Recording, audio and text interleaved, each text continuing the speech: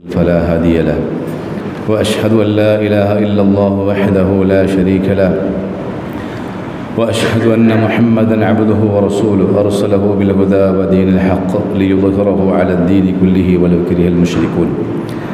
اللهم صل على محمد وعلى آل محمد كما صليت على إبراهيم وعلى آل إبراهيم وبارك على محمد وعلى آل محمد كما باركت على إبراهيم وعلى آل إبراهيم إنك حميد مجيد.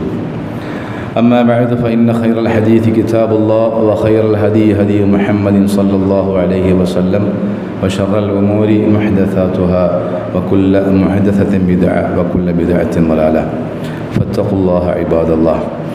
أعوذ بالله السميع العليم من الشيطان الرجيم. يا أيها الذين آمنوا اتقوا الله حق تقاته ولا تموتن إلا وأنتم مسلمون. بسم الله الرحمن الرحيم. يوفون بالنذر ويخافون يوما كان شره مستطيرا.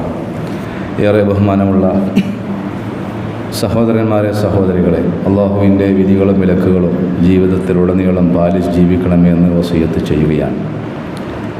മുസ്ലിങ്ങൾ അടിസ്ഥാനപരമായി ഒരു ഭരണഘടനയുള്ള സമൂഹമാണ്. ആരെങ്കിലും എന്തെങ്കിലുമൊക്കെ പറയുന്നതനുസരിച്ച് പ്രവർത്തിക്കുന്ന, വിശ്വസിക്കുന്ന, ആചരിക്കുന്ന ഒരു സമൂഹമല്ല മുസ്ലിം സമൂഹം. എന്ത് വിശ്വസിക്കുമ്പോഴും എന്ത് പ്രവർത്തിക്കുമ്പോഴും എന്ത് ആചരിക്കുമ്പോഴും അതിന് വിശുദ്ധ ഖുർആനിൻ്റെയും പ്രവാചകൻ്റെ ഹദീസിൻ്റെയും പിൻബലമുണ്ടാകുന്ന നിർദ്ദേശങ്ങൾ ലഭിക്കപ്പെടണം. ഇത് രണ്ടുമില്ലാത്ത ഒരു വിശ്വാസവും ഒരു പ്രവർത്തനവും ഒരു സംസ്കാരവും ഒരു ആചാരവും മുസ്ലിങ്ങൾ വെച്ച് പുലർത്താൻ പാടില്ല. പറഞ്ഞു വരുന്നത്, നമ്മുടെ നാടുകളിലൊക്കെ ഇപ്പോൾ സുലഭമായി കണ്ടുകൊണ്ടിരിക്കുന്ന ഒരു സമ്പ്രദായം, നേർച്ച എന്ന് പറയുന്ന ഒരു സമ്പ്രദായം നമ്മളൊക്കെ കാണാറുണ്ട്. സോഷ്യൽ മീഡിയകളിലും ഒക്കെ കാണാറുണ്ട്. അപ്പോൾ ഈ നേർച്ചയുമായി ബന്ധപ്പെട്ട ഏതാനും ചില കാര്യങ്ങൾ വളരെ ഗൗരവത്തോടു കൂടി നമ്മൾ മനസ്സിലാക്കേണ്ട കാര്യങ്ങളാണ് ഇൻഷാ അല്ലാഹ് ഇന്നത്തെ ഖുതുബയിലൂടെ സൂചിപ്പിക്കാൻ ഉദ്ദേശിക്കുന്നത്. നേർച്ച എന്ന് പറയുന്നത് ഒരു ഇബാദത്താണ്. നമസ്കാരം പോലെ, സക്കാത്ത് പോലെ, ഹജ്ജ് പോലെ ഒരു ഇബാദത്തിന് പറയുന്ന പേരാണ് നേർച്ച. അറബിയിൽ അൻ-നദ്ർ എന്ന് പറയും. ഇത് ഇസ്ലാമിലെ ഒരു ആരാധനയാണ്. മറിയം അലൈഹിസ്സലാത്തു വസ്സലാം തൻ്റെ കുട്ടിയെ പള്ളിയിലേക്ക് നേർച്ചയാക്കിയ ഒരു സന്ദർഭം വിശുദ്ധ ഖുർആനിൽ പറയുന്നുണ്ട്. ഇന്നി നദർതുൽ റഹ്മാനി ഇന്നി നദർതുൽ റക്ക ഇന്നി നദർതുലക മാഫി ബത്നി മുഹററ. മറിയം ബീവി പറയാണ്, എൻ്റെ ഗർഭത്തിലുള്ള കുട്ടിയെ, ആ കുട്ടിയെ മസ്ജിദുൽ അഖ്സയുടെ പരിപാലനത്തിന് വേണ്ടി ഞാൻ നേർച്ചയാക്കിയിരിക്കുന്നു. അത് അന്നത്തെ ഒരു സമ്പ്രദായമാണ്. ആൺകുട്ടികളാണെങ്കിൽ അത് പള്ളി പരിപാലിക്കാൻ വേണ്ടി നേർച്ചയാക്കും. അതുപോലെ തന്നെ ശത്രുക്കളൊക്കെ മറിയം ബീവിയെ ആക്ഷേപിച്ചപ്പോൾ അല്ലാഹു സുബ്ഹാനഹു വ തആല മറിയം ബീവിയോട് പറയാൻ പറഞ്ഞു, ഇന്നി നദർതു ലിർറഹ്മാനി സൗമ, ഞാൻ റഹ്മാനായ റബ്ബിന് നേർച്ച നേർന്നിരിക്കുന്നു. എന്നുവെച്ചാൽ ആരോടും മുണ്ടൂല എന്ന് പറഞ്ഞൊരു മൗനവ്രതം ഞാൻ നേർന്നിരിക്കുന്നു എന്ന് നീ പറയണമെന്ന് അള്ളാഹു മറിയം ബീവിയോട് പറയണം. മാത്രമല്ല, ഒരു നേർച്ച നേർന്നാൽ അത് നിറവേറ്റുക എന്നുള്ളത് ഒരു മുഅ്മിനിൻ്റെ ബാധ്യതയാണ്. കാരണം അതൊരു ഇബാദത്താണ്. ഇപ്പം ഹജ്ജിൻ്റെ വേളകളിൽ ഹജ്ജിൻ്റെ കർമ്മങ്ങളൊക്കെ ഒരു നേർച്ചയാണ്. ഹജ്ജിൻ്റെ കർമ്മങ്ങളൊക്കെ നേർച്ചയാണ്. അത് വീട്ടേണ്ട വഴിപാടുകളാണ് ഹജ്ജിൻ്റെ ഓരോ കർമ്മങ്ങളും. അതുകൊണ്ടാണ് ഹജ്ജ് കഴിഞ്ഞാൽ മുടി കളയാൻ പറഞ്ഞത്. സുമ്മൽ യഖ്ദു സഫതഹു, അവർ ഹജ്ജിൽ നിന്ന് വിരമിച്ച് കഴിഞ്ഞാൽ അവർ മുടി കളയട്ടെ എന്നാണ്. അതുപോലെ സത്യവിശ്വാസികളുടെ ഒരു സ്വഭാവമാണ് നേർച്ച നിറവേറ്റുക എന്നുള്ളത്. അതാണ് ഞാൻ ആദ്യമായി ഓതിവെച്ച ആയത്തിലൂടെ അള്ളാഹ് പഠിപ്പിക്കുക. യൂഫൂന മിൻ നദ്രി വയഖാഫൂന യൗമൻ കാന ശർറുഹു മുസ്തതീറ. അവർ നേർച്ച വീട്ടുന്നവരാണ്.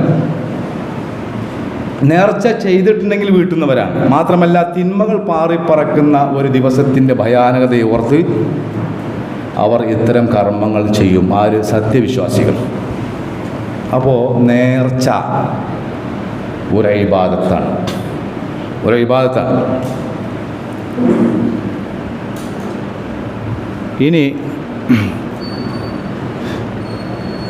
ഇനി എന്താണ് നേർച്ച എന്ന് പറഞ്ഞാൽ,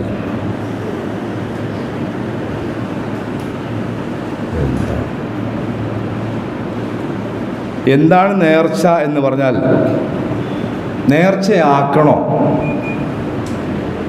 നബി സല്ലല്ലാഹു അലൈഹി വസല്ലമ പറഞ്ഞത് ലാ തൻദുറൂ, നിങ്ങൾ നേർച്ചയാക്കരുത് എന്നാണ്.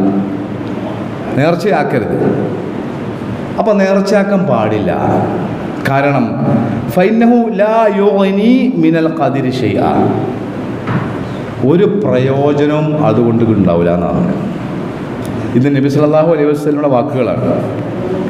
അപ്പോൾ നേർച്ചയാക്കുന്നത് കൊണ്ട് പ്രത്യേകിച്ചൊരു പ്രയോജനമില്ല. ഈ നേർച്ചയാക്കിയാലോ അത് നിർബന്ധമായും നിർവഹിക്കണം. കാരണം അത് ഇബാദത്താണ്. ഇനി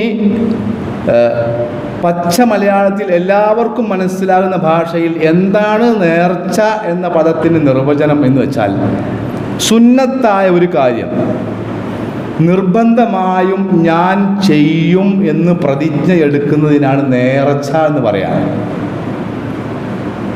അങ്ങനെ സുന്നത്തായ ഒരു കാര്യം, ഐച്ഛികമായ ഒരു കാര്യം നിർബന്ധമായും ഞാൻ ചെയ്യും എന്ന് പ്രതിജ്ഞ എടുക്കാം. ഉദാഹരണം, ഇപ്പോൾ ളുഹർ നമസ്കാരത്തിന് മുമ്പ് 2 റക്അത്ത് സുന്നത്തുണ്ട്, അതുള്ളതാണല്ലോ. പക്ഷെ ഒരാൾ പറയാണ് ഞാൻ ളുഹറിന് മുമ്പുള്ള 2 റക്അത്ത് സുന്നത്ത് നമസ്കാരം ഞാൻ നിർവഹിക്കും എന്നൊരാൾ പറഞ്ഞാൽ അത് ഫർള് പോലെ നിർബന്ധമാണ്. അവൻ നമസ്കരിച്ചേ മതിയാവും. കാരണം അത് അവനൊരു ബാധ്യതയാണ്. അതുപോലെ ഒരാൾ പറയാണ് ഞാൻ തിങ്കളാഴ്ച ദിവസം നോമ്പനുഷ്ഠിക്കും, അടുത്ത തിങ്കളാഴ്ച ഞാൻ നോമ്പനുഷ്ഠിക്കും എന്ന് ഒരാൾ പറയണം എങ്കിൽ അവൻ ആ നോമ്പനുഷ്ഠിച്ചേ മതിയാവും. അത് നിർബന്ധമായി. മറിച്ച് സാധാരണ തിങ്കളാഴ്ച നോമ്പ് സുന്നത്താണ്. പക്ഷേ ഇവൻ ഇത് പറഞ്ഞാൽ, പ്രതിജ്ഞയെടുത്താൽ അത് നിർബന്ധമായി. അതാണ് ഇസാമുൽ ഇബാദത്തി ലില്ലാഹി അലയ്യ കദാ, ഞാൻ അള്ളാഹ്ക്ക് വേണ്ടി ഇന്ന കാര്യം ചെയ്യും എന്ന് പറഞ്ഞാൽ അത് നേർച്ചയായി. മാത്രമല്ല അത് വ്യക്തമായി പറയണം, മനസ്സിൽ കരുതിയ പോലെ വ്യക്തമായി പറയണം. ഇങ്ങനെ ചെയ്താൽ നിർബന്ധമായും അത് വീട്ടണം. അതിനെ സംബന്ധിച്ചാണ് അള്ളാഹ് പറഞ്ഞു യൂഫൂന ബിന്നദ്രി വയഖാഫൂന യൗമൻ കാന ശർറുഹു. ഇനി മനസ്സിലാക്കേണ്ടത് ഇസ്ലാമിലുള്ള നേർച്ച അതാണ്. അപ്പം നേർച്ച ചെയ്തിട്ടുണ്ടെങ്കിൽ അത് നേർച്ച വീട്ടണം, അത് ഉറപ്പാണ്, അത് നിർബന്ധമായി. ഇപ്പോൾ ഒരാൾ പറയാം ഞാൻ യത്തീങ്ങാനൊക്കെ ഒരു 50 റുപ്യ കൊടുക്കാൻ, അയാൾ പറയണം നേർച്ചയാക്കിയെന്ന് വിചാരിച്ചോളി. അയാളെ സംബന്ധിച്ചിടത്തോളം ആ 50 രൂപ കൊടുക്കൽ നിർബന്ധമായി. യത്തീങ്ങാനൊക്കെ ഒരു 50 റുപ്യ കൊടുക്കാൻ നിർബന്ധമുള്ള കാര്യമല്ല. പക്ഷേ അയാൾ അങ്ങനെ പറഞ്ഞു കഴിഞ്ഞാൽ അത് നിർബന്ധമായി. അപ്പോൾ ഇതാണ് ഇസ്ലാമിലെ നേർച്ച. ഒരിക്കൽ നബി സല്ലല്ലാഹു അലൈഹി വസല്ലമ പ്രസംഗിച്ചു കൊണ്ടിരിക്കുകയാണ്. അപ്പോൾ പ്രസംഗിച്ചു കൊണ്ടിരിക്കുമ്പോൾ അബൂ ഇസ്രായേൽ എന്ന് പറയുന്ന, ബഷീറ AC ഒന്ന് ഓഫാക്കി നോക്കാം. അബൂ ഇസ്രായേൽ എന്ന് പറയുന്ന ഒരു മനുഷ്യൻ, അയാൾ വെയിലത്തിങ്ങനെ നിൽക്കുന്നുണ്ട്. അപ്പോൾ നബി സല്ലല്ലാഹു അലൈഹി വസല്ലം ചോദിച്ചു എന്താ അയാളിങ്ങനെ വെയിലത്ത് നിൽക്കുന്നത്? സൗദി അറേബ്യയിലെ വെയിലാണല്ലോ, പൊരി വെയിലേക്കാരം. അപ്പോൾ ആളുകൾ പറഞ്ഞ് മൂപ്പര് നേർച്ചയാക്കിയതാണ്. നേർച്ചയാക്കിയത് എന്തൊക്കെയാണ് നേർച്ചയാക്കിയത്? വെയിൽ കൊള്ളും, ഇരിക്കൂല, തീരെ ഇരിക്കൂല, ആരോടും മിണ്ടൂല, നോമ്പ് നോക്കും. ഇതാണ് നേർച്ച. അപ്പോൾ ആരോടും മിണ്ടാതെ ഇരിക്കാതെ നിന്നുകൊണ്ട് നോമ്പ് നോൽക്കും. ഇതാണ് അയാളുടെ നേർച്ച. അപ്പോൾ നബി സല്ലല്ലാഹു അലൈഹി വസല്ലം പറഞ്ഞു അയാളോട് തണലത്ത് എവിടെയെങ്കിലും വന്ന് നിൽക്കാൻ വേണ്ടി പറയും. നോമ്പ് വേണമെങ്കിൽ എന്ത് ചെയ്യാം? അത് പൂർത്തിയാക്കാം. നേർച്ചയും അനാചാരവും ഇതാണ്. അപ്പോൾ മിണ്ടാതിരിക്കുക എന്നുള്ളത് പാടില്ലാത്ത കാര്യമാണ്. അതുപോലെ തന്നെ വെയിൽ കൊള്ളുക എന്നുള്ളത് പാടില്ലാത്ത കാര്യമാണ്. എന്നാൽ അതിൽ ചെയ്യാൻ പറ്റുന്നത് എന്താണ്? നോമ്പ് നോൽക്കുക. അപ്പോൾ അത് ചെയ്തോട്ടേതാണ്. മറ്റൊരു സംഭവം, ഉഖബത്ത് ഇബ്നു ആമിർ റളിയല്ലാഹു തആല അൻഹു, അദ്ദേഹത്തിൻ്റെ സഹോദരി അവർ നേർച്ചയാക്കി എന്തറിയോ? നടന്നിട്ട് ഹജ്ജിന് പോകാൻ നേർച്ചയാക്കി. ഇപ്പോൾ അങ്ങനെ കുറേ ആൾക്കാരുണ്ട്, യൂട്യൂബിൽ ഹാജിമാരുണ്ട്, നടന്നിട്ട് ഹജ്ജിന് പോവുക. അപ്പോൾ ഇത് നബി സല്ലല്ലാഹു അലൈഹി വസല്ലമ അറിഞ്ഞു. നബി സല്ലല്ലാഹു അലൈഹി വസല്ലമ പറഞ്ഞു, ഇന്നല്ലാഹ ലഗനിയ്യുൻ അൻ തഅദീബി ഹാദാ. നബി സല്ലല്ലാഹു അലൈഹി വസല്ലമ ഒരാൾ നടന്നിട്ട് ഹജ്ജിന് പോകാൻ നേർച്ചയാക്കി പ്രോത്സാഹിപ്പിച്ചിട്ടില്ല. മറിച്ച് പ്രവാചകൻ സല്ലല്ലാഹു അലൈഹി വസല്ലം പറഞ്ഞു, അള്ളാഹ്ക്ക് ഇതിൽ ശിക്ഷിച്ചിട്ട് എന്ത് കിട്ടാനാണ്? എന്തിനാണ് ഇങ്ങനെ ത്യാഗം സഹിച്ചിട്ട് ഹജ്ജിന് പോണത്? ഫൽ യർക്കബ്, അവർ വാഹനത്തിൽ കയറട്ടെ, വാഹനത്തിൽ പോയിട്ട് ഹജ്ജ് ചെയ്താൽ മതി. അപ്പോൾ അതിൻ്റെ ആവശ്യമില്ല. മനസ്സിലായോ? പിന്നെ എന്തിനാ നേർച്ച? നബി സല്ലല്ലാഹു അലൈഹി വസല്ലം പറയും, പിന്നെ എന്തിനാ നേർച്ച? വഇന്നമാ യുസ്തഖ്റജു മിനൽ ബഖീൽ. ഇത് നബി സല്ലല്ലാഹു അലൈഹി വസല്ലമയുടെ വാക്കാണ്. ഇന്നമാ യുസ്തഖ്റജു മിനൽ ബഖീൽ. പിശുക്കന്മാരുടെ കയ്യിൽ നിന്ന് കാശ് പുറത്തേക്ക് വരാനുള്ള ഒരു മാർഗം മാത്രമാണ് നേർച്ച എന്ന് സ്വഹീഹായ ഹദീസിലൂടെ നബി സല്ലല്ലാഹു അലൈഹി വസല്ലം പഠിപ്പിക്കുന്നു. പ്രവാചകൻ്റെ ഹദീസാണ്. കാരണം ഒരു പിശുക്കനെ സംബന്ധിച്ചിടത്തോളം ഇങ്ങോട്ട് എന്തെങ്കിലും കിട്ടിയാലേ അങ്ങോട്ട് എന്തെങ്കിലും കൊടുക്കുള്ളൂ. ബഷീർ, ആ ഇൻവെർട്ടർ ഓണാക്കിയ ബഷീറേ, ഇൻവെർട്ടർ ഓണാക്കിയ വർക്കൂലേ? അപ്പോൾ ഒരു പിശുക്കനെ സംബന്ധിച്ചിടത്തോളം ഇങ്ങോട്ട് എന്തെങ്കിലും കിട്ടിയാലേ അങ്ങോട്ട് കൊടുക്കുള്ളൂ. അപ്പം നിങ്ങൾ കണ്ടില്ലേ, നമ്മളെ ചില സംഘടനകളൊക്കെ ധോത്തി ചാലഞ്ച്, ബിരിയാണി ചാലഞ്ച്, പായസ ചാലഞ്ച്, അല്ലേ, ഈത്തപ്പഴ ചാലഞ്ച്. എന്താ സംഭവം? കാരണം 10 രൂപ ഓൻ്റെ അടുത്ത് വെറുതെ കിട്ടൂല. അപ്പോൾ പായസം കണ്ട് കൊടുത്തിട്ട് ഓൻ്റെ അടുത്ത് കാശ് വാങ്ങാം, ധോത്തി കൊടുത്തിട്ട് കാശ് വാങ്ങാം. അത് യഥാർത്ഥത്തിൽ ഒരു മനഃശാസ്ത്രപരമായ ഒരു കാര്യമാണത്. അപ്പോൾ പിശുക്കന്മാരുടെ അടുത്ത് നിന്ന് എന്തെങ്കിലുമൊക്കെ കിട്ടാൻ വേണ്ടിയുള്ള നേർച്ചയാണ്. അതാണ് നദറുൽ മുജാസാത്ത് എന്ന് പറയുന്നത്. നദറുൽ മുജാസാത്ത്. ചില ആളുകൾ പറയും, എൻ്റെ രോഗം മാറിയാൽ ഞാൻ 500 രൂപ യത്തീംഖാനയിലേക്ക് കൊടുക്കും. ചില ആൾക്കാർ അങ്ങനെ പറയുന്നുണ്ട്. എൻ്റെ മകൻ SSLC ഫുൾ A+ വാങ്ങിയാൽ ഞാൻ ഇന്നത് ചെയ്യും.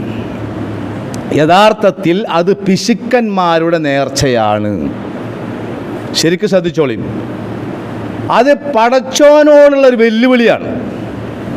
എൻ്റെ രോഗം അള്ളാഹു മാറ്റി തന്നാൽ ഞാൻ യത്തീംഖാനക്ക് 500 രൂപ കൊടുക്കും. ഇത് നദറുൽ മുജാസാത്താണ്.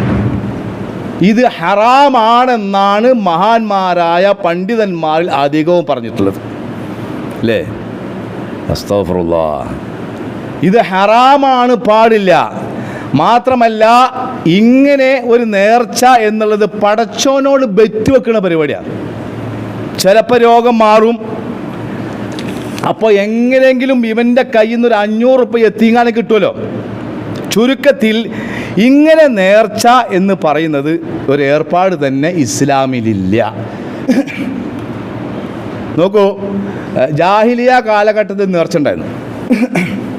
ജാഹിലിയ കാലഘട്ടത്തിൽ, അതായത് പിന്നെ കാലികളെ നേർച്ചയാക്കുക. കാലികളെ അത് സൂറത്തുൽ മാഇദയിലൂടെ വളരെ കൃത്യമായി അള്ളാഹു വളരെ കൃത്യമായി പറഞ്ഞു. വമാ ജഅലല്ലാഹു മിൻ ബഹീറത്തിൻ വലാ സായിബത്തിൻ വലാ വസീലത്തിൻ വലാ ഹാമിൻ വലാകിന്നല്ലദീന യഫ്തറൂന അലല്ലാഹിൽ കദിബ്. ആ സൂറത്തുൽ മാഇദ വായിച്ചു നോക്കിയാൽ മതി. അതായത് പിന്നെ അല്ലാഹു സുബ്ഹാനഹു വ തആല 4 നേർച്ച മൃഗങ്ങളെ കുറിച്ചിട്ടേ ഖുർആനിൽ പറഞ്ഞിട്ടുള്ളൂ. ഒന്ന് ബഹീറ, പിന്നെ വസീല, സായിബ, ഹാം. ഇതാണ്. എന്താ ബഹീറ എന്ന് പറഞ്ഞാൽ? ബഹീറ എന്ന് പറഞ്ഞാൽ ഒട്ടകം 5 പ്രസവിച്ചാൽ അതിനെ ദൈവങ്ങൾക്ക് നേർച്ചയാക്കും. ജാഹിലിയ കാലഘട്ടത്തിൽ നേർച്ച, അള്ളാഹ്ക്കല്ല, ദൈവങ്ങൾക്ക്. അതിനാണ് ബഹീറ എന്ന് പറയാം. പിന്നെ സായിബത്ത് എന്ന് പറഞ്ഞാൽ ചില മൃഗങ്ങളെ വെറുതെ മേഞ്ഞ് നടക്കാൻ വേണ്ടി നേർച്ചയാക്കും. അടയാളം വെക്കും, മൃഗങ്ങൾക്ക് അടയാളം വെച്ചിട്ട് വെറുതെ മേഞ്ഞ് നടക്കാൻ വേണ്ടി നേർച്ചയാക്കും. അതിനാരും ഉപദ്രവിക്കാൻ പാടില്ല, അതിനാട്ടാൻ പാടില്ല. ഏകദേശം ആ ജാഹിലിയ കാലഘട്ടത്തിലെ അതേ നേർച്ച തന്നെയാണ് കുറച്ച് മുമ്പ്, ഇപ്പം ഉണ്ടോയെന്നറിയില്ല, കുറച്ച് മുമ്പ് ഉള്ളാളത്തേക്ക് ഒരു നേർച്ചക്കോറ്റൽ കുഞ്ഞിട്ടുണ്ട്. ഉള്ളാളത്തേക്ക് എന്നിട്ട് ഈ നേർച്ചക്കൊറ്റൻ, ഇത് വെറുതെ പറയില്ല, നമ്മളൊക്കെ ശരിക്കും കണ്ടതാണ്. ഈ നേർച്ചക്കൊറ്റൻ്റെ കഴുത്തിൽ എന്തുണ്ടാവും എന്നറിയാം? ഒരു സഞ്ചി ഉണ്ടാവും. അതിലിങ്ങനെ ആളുകൾ ഇങ്ങനെ പൈസ ഇടും. എന്നിട്ട് ചില ബിരുദന്മാർ പൈസ എടുക്കും. ഈ നേർച്ചക്കൊറ്റൻ ബസ്സിൽ കയറി കഴിഞ്ഞാൽ ആ ബസ്സിലുള്ള ആൾക്കാരൊക്കെ നീച്ച് നിൽക്കും ബഹുമാനിച്ചിട്ട്. അസ്തഗ്ഫിറുല്ലാഹ്. നിങ്ങൾ ആലോചിച്ചാൽ മാത്രമല്ല, ഈ നേർച്ചക്കൊറ്റൻ ഈ ഉള്ളാളത്തെ മൂസക്കൊറ്റൻ എന്നാ പറയാം, മൂസക്കൊറ്റൻ പേരുണ്ട്. ആ മൂസക്കൊറ്റൻ ഏതെങ്കിലും പാവപ്പെട്ടവൻ കച്ചവടം നടത്തുന്ന, ഇത് കളിയാക്കി പറയില്ല കേട്ടോ, ഉണ്ടായിരുന്ന നമ്മുടെ സമൂഹം ഇപ്പം ഉണ്ടോന്നറിയില്ല, സമൂഹത്തിൽ ഉണ്ടായിരുന്നതാണ്. ഏതെങ്കിലും പാവപ്പെട്ടവൻ വല്ല പച്ചക്കറി കട നടത്തുന്നുണ്ടെങ്കിൽ അവൻ്റെ കടയിൽ നിന്ന് പഴം എടുത്താൽ ആട്ടൂല. വല്ലാതെ ശല്യപ്പെടുത്തുമ്പോൾ പറയും, നിങ്ങളൊന്ന് പോയി കാണിന്നാ പറയാം. അസ്തഗ്ഫിറുല്ലാഹ്. അതായത് ഞാൻ പറഞ്ഞു തന്നത് ഈ ആയത്തിൻ്റെ തഫ്സീറിൽ തഫ്സീറുൽ ജലാലൈനി എന്ന് പറയുന്ന ജലാലുദ്ദീൻ സുയൂത്തിയും ജലാലുദ്ദീൻ മഹല്ലിയും വളരെ വ്യക്തമായി പറഞ്ഞു. ഇത് ഞാൻ പറഞ്ഞതല്ല, വളരെ വ്യക്തമായി പറഞ്ഞു. എന്താണ്? അന്ന് അക്കാലത്ത് ജാഹിലിയ കാലഘട്ടത്തിലുണ്ടായിരുന്ന നേർച്ച പോലെ തന്നെയാണ് ഇന്നും ചില ആളുകൾ.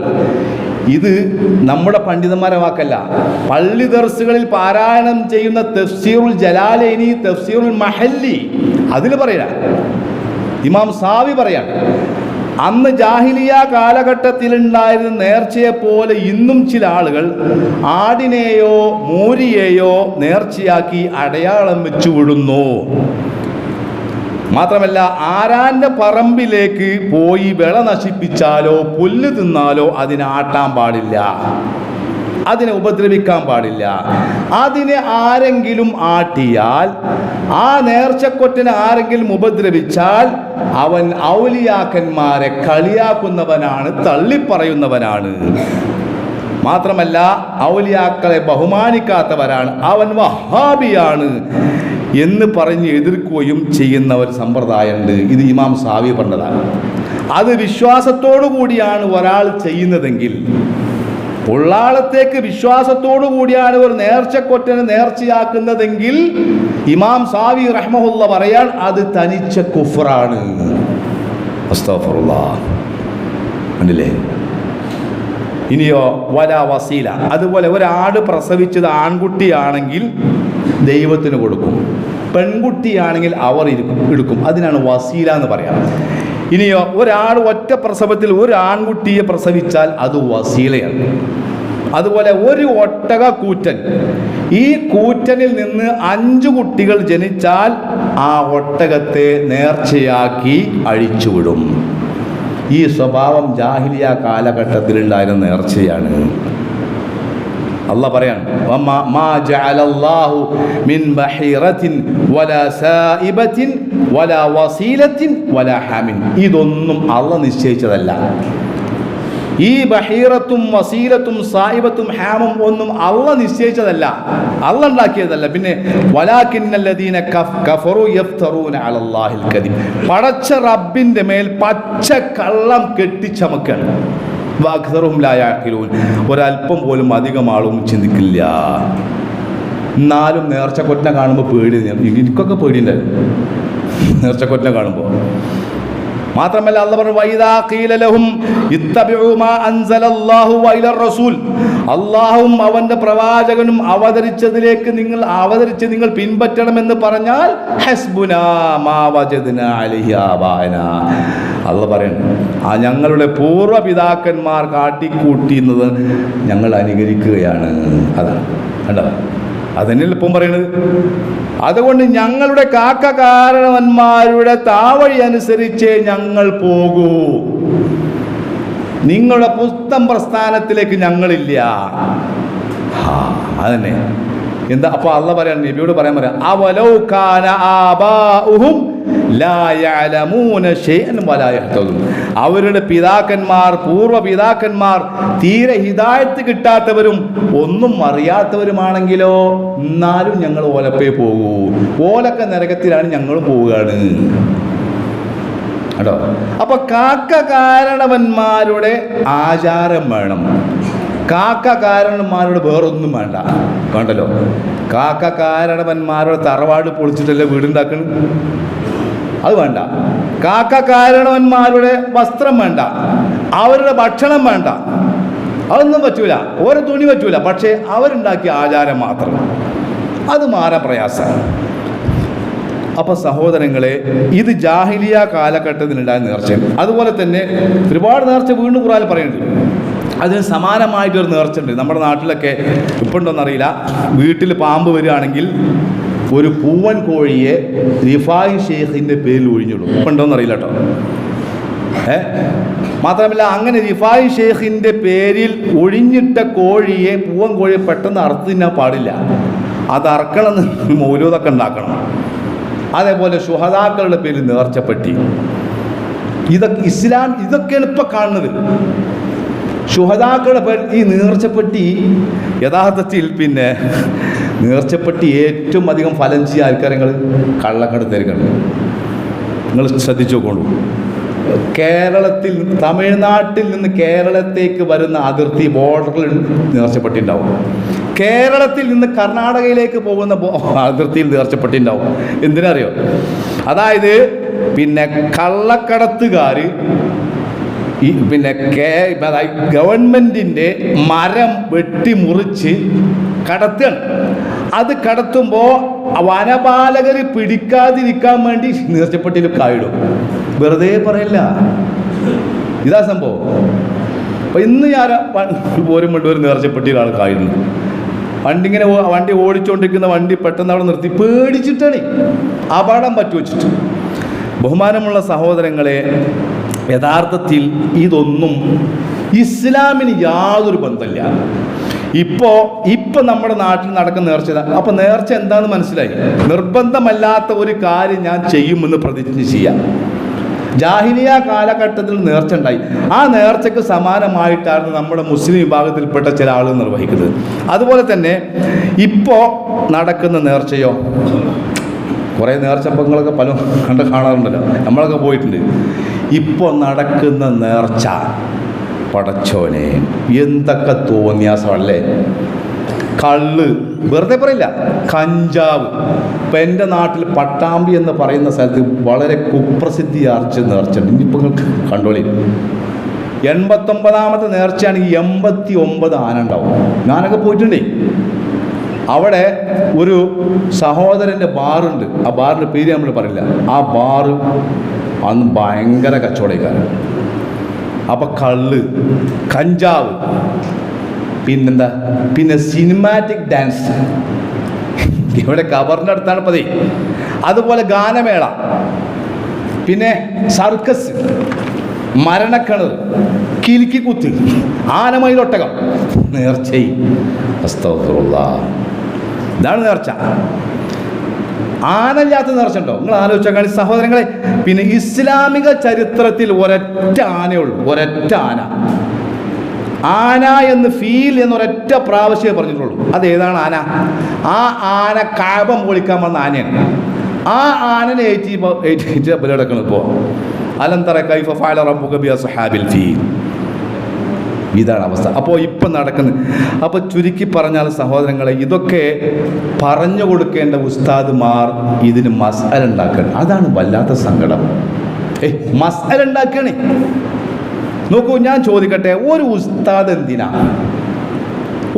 ഒരു മഹല്ലിൽ ഒരു ഉസ്താദിനെ നിശ്ചയിക്കുന്നത് എന്തിനാണ്? അവിടെ പാരമ്പര്യമായി നടക്കുന്ന കാര്യങ്ങൾ പഠിപ്പിച്ചു തരാൻ ഒരു ഉസ്താദിനെ വേണോ? അവിടുത്തെ ഒരു വെല്ലുമുണ്ടായ പോരെ, ഒരു ഉസ്താദിന് ആവശ്യമില്ല. മറിച്ച് നമ്മൾ ചെലവ് കൊടുത്ത്, നമ്മൾ ശമ്പളം കൊടുത്ത് ഒരു ഉസ്താദിനെ നമ്മുടെ മഹല്ലിൽ നമ്മൾ നിർത്തുന്നത് എന്തിനാ? നമുക്ക് സ്വർഗത്തിലേക്കുള്ള മാർഗം പറഞ്ഞു തരാനാണ്. ശരിയായ ദീൻ എന്താന്ന് പഠിപ്പിച്ചു തരാനാണ്. ഈ ഉസ്താദുമാർ വരെ ഈ രൂപത്തിൽ കാട്ടിക്കൂട്ടുന്ന എല്ലാവിധ തെമ്മാടിത്തരുമായി നടക്കുന്ന നേർച്ചകൾക്ക് ഫത്വ കൊടുക്കുകയാണ്. എന്താണ്? ഒരിക്കൽ ഉസ്താദിനോട് ചോദിച്ചു, ഉസ്താദെ ആനക്കെന്താ കുഴപ്പം? ആനക്കൊരു കുഴപ്പമില്ല, ആനക്കൊരു കുഴപ്പം വന്നില്ലപ്പോൾ.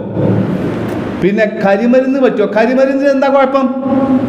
കാരണം ആളുകൾ തടിച്ചുകൂടുന്ന അവിടെ അണുക്കളുണ്ടാവും, രോഗാണുക്കളുണ്ടാവും. ഇത് വെറുതെ പറയൽ, ഇത് രേഖയിൽ എഴുതപ്പെട്ടതാണ് ഇതൊക്കെ.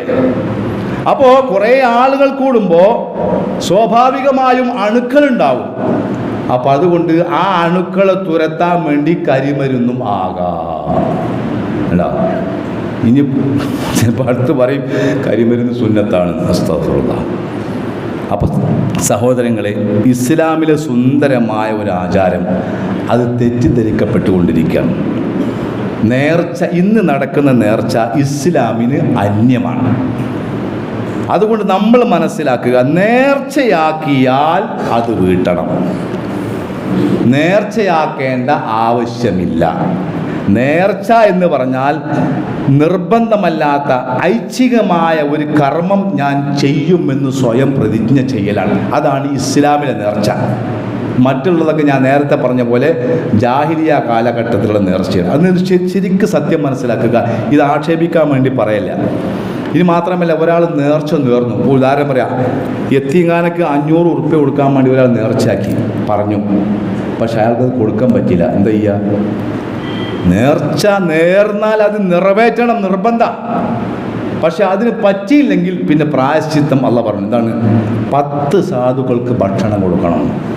അപ്പം അത്രക്ക് ഗൗരവമുള്ള, അവ വെറുതെ നേർച്ചയാക്കാൻ നിൽക്കണ്ട. ഏതായിരുന്നാലും നമുക്ക് നേർച്ചയിലെ നെല്ലും പതിരും വേർതിരിച്ച് നമ്മൾ മനസ്സിലാക്കുക, അത് ജനങ്ങളിലേക്ക് എത്തിക്കുക.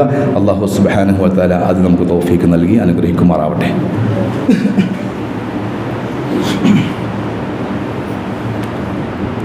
അൽഹംദുലില്ലാഹി വസ്സലാത്തു വസ്സലാമു അലാ സയ്യിദിൽ മുർസലീൻ വഅലാ ആലിഹി വസഹ്ബിഹി അജ്മഈൻ. അമ്മാ ബഅദ്. അയ്യുഹന്നാസ് ഊസീകും സാനിയം ബിത്തഖ്വല്ലാഹ്.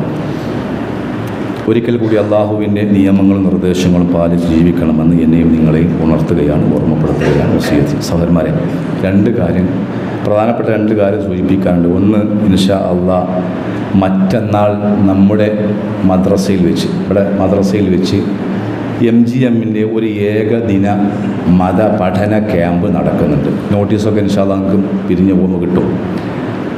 ആ നോട്ടീസിൽ കണ്ടാൽ വളരെയധികം പഠനാർഹമായ പണ്ഡിതന്മാരുടെയും പണ്ഡിതകളുടെയും ക്ലാസ്സുകളാണ്, വെറുതെ പറയല്ല. അപ്പോൾ അതുകൊണ്ട് ഈ ഒരു അവസരം നമ്മൾ ഉപയോഗപ്പെടുത്തണം. മഹാന്മാരായ പണ്ഡിതന്മാർ പറഞ്ഞത്, 2 റക്അത്ത് നമസ്കരിക്കുന്നതിനേക്കാൾ പ്രതിഫലമാണ് ഞാൻ ഇഷ്ടപ്പെടുന്നത് അള്ളാൻ്റെ ദീന് പഠിക്കുന്ന മജ്ലിസിൽ ഇരിക്കാനാണെന്നാണ്. അപ്പോൾ ദീന് പഠനത്തിന് അത്ര പ്രാധാന്യമുണ്ട്. 9 മണിക്ക് ഇൻഷാ അല്ലാഹ് ക്യാമ്പ് തുടങ്ങും. ഏകദേശം 5 മണിക്കുള്ളിൽ അവസാനിക്കും. ഭക്ഷണമൊക്കെ ഇവിടെ റെഡിയാണ്.